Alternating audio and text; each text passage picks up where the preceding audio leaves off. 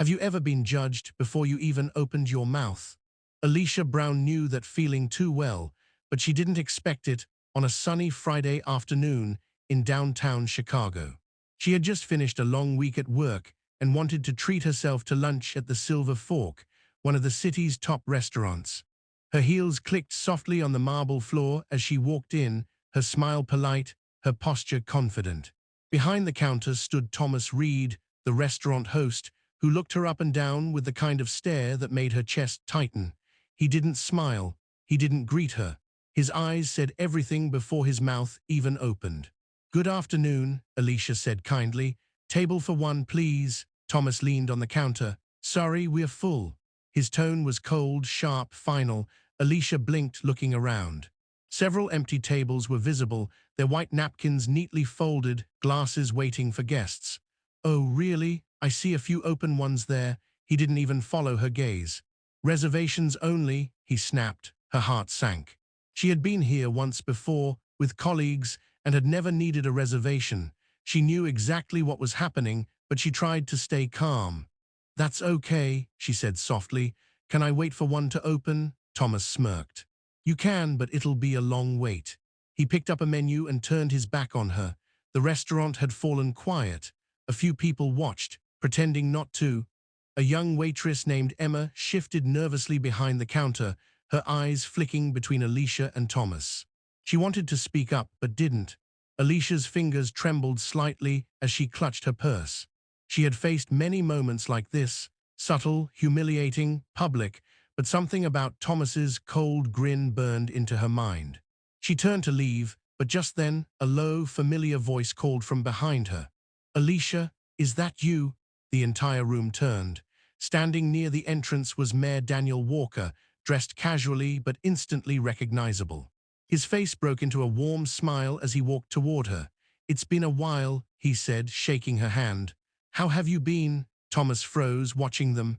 "Oh, you two know each other?" he stammered. The mayor looked at him calmly. "Of course, Alicia here runs the youth scholarship fund this city is proud of."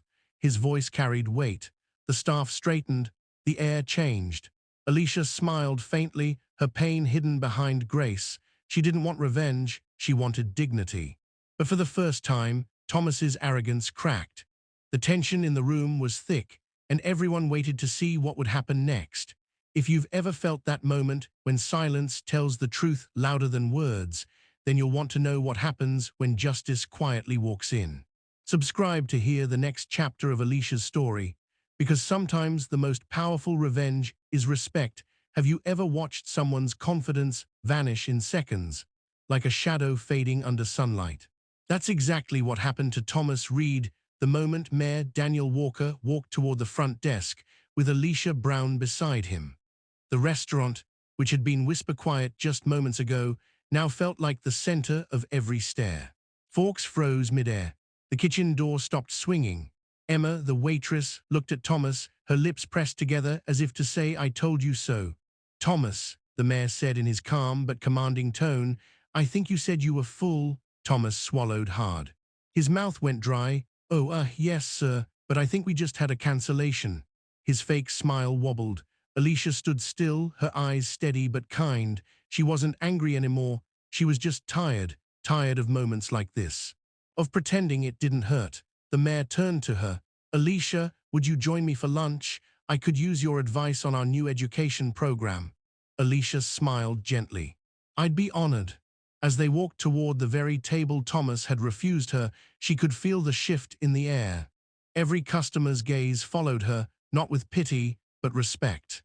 Thomas stepped aside awkwardly, mumbling something that didn't matter anymore. The moment they sat, Emma approached them nervously. "Welcome, Mayor Walker, Miss Brown. What can I get you?" Her voice shook, but her eyes met Alicia's with silent apology. "Water, please," Alicia said softly, "and maybe some understanding." The mayor chuckled at her words, but there was something deeper behind them. He looked around and said quietly, "You know, it's moments like these that remind me how much work is left to do." Thomas stood behind the counter, his mind racing. He knew this could ruin him, but worse than the fear was the shame. For the first time, he saw Alicia not as a customer, but as a person. The mayor leaned closer to Alicia. You handled that with more grace than most people could. Alicia shrugged. Grace shouldn't be the price for respect. That line hit harder than thunder in silence. Even Emma paused as she overheard it. Outside, the sun glowed through the tall windows, bright and steady, as if trying to cleanse what had just happened. Inside, something began to change, not just in the air, but in Thomas's heart. He didn't know it yet, but this encounter would haunt him long after lunch ended, because sometimes the most painful lessons come dressed as ordinary moments.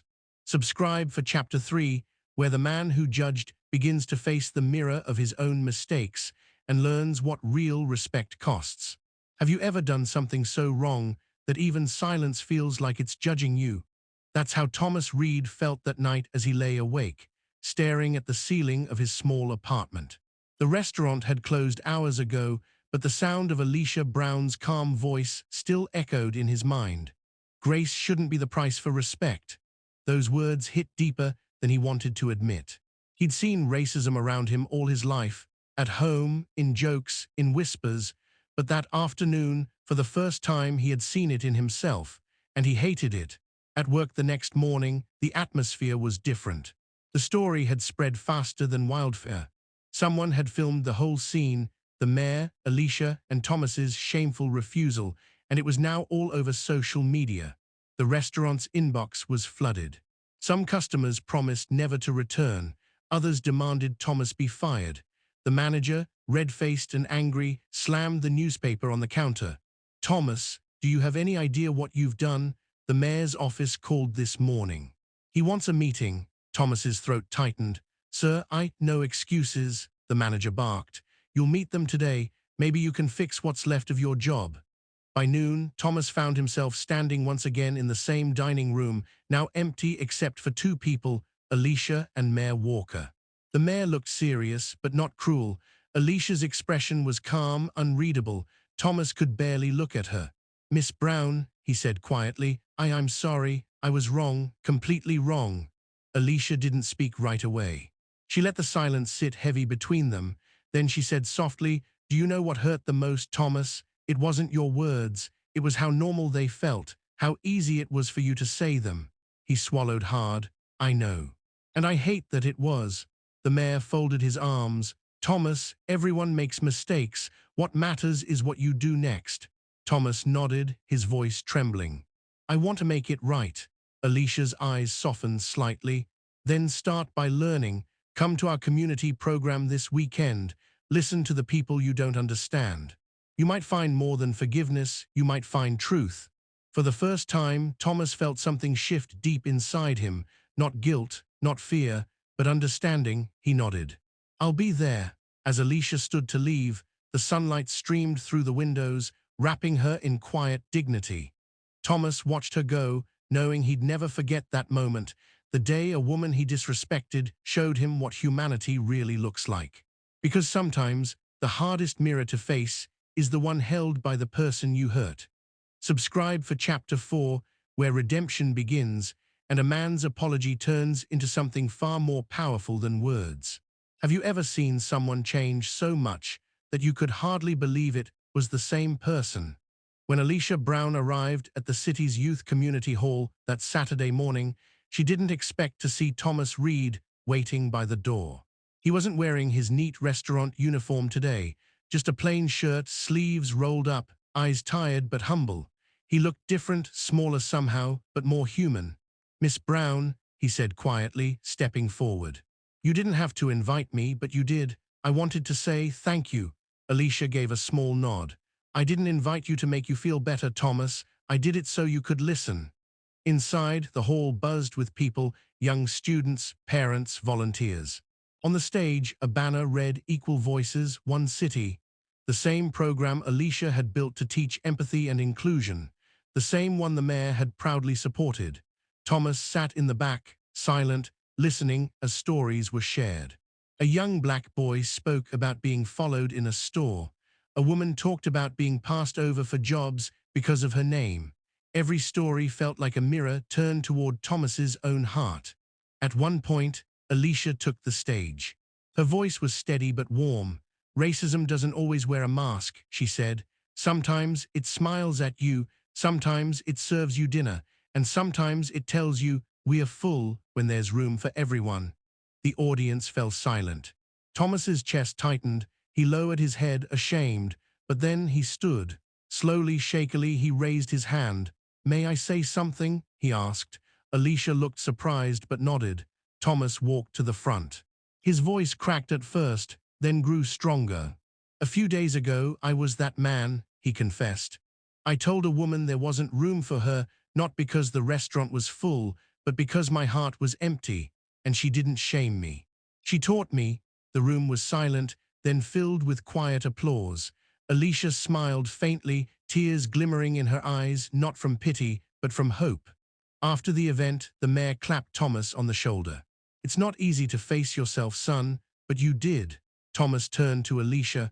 If you ever need help at one of your events, I'd like to volunteer.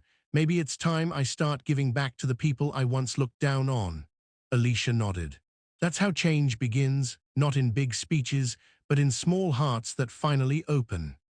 As she walked outside, the sunlight bathed the steps of the hall, the same kind of light that had shone through the restaurant window that day. But this time it didn't feel harsh. It felt healing, because sometimes the real story isn't about revenge, it's about redemption.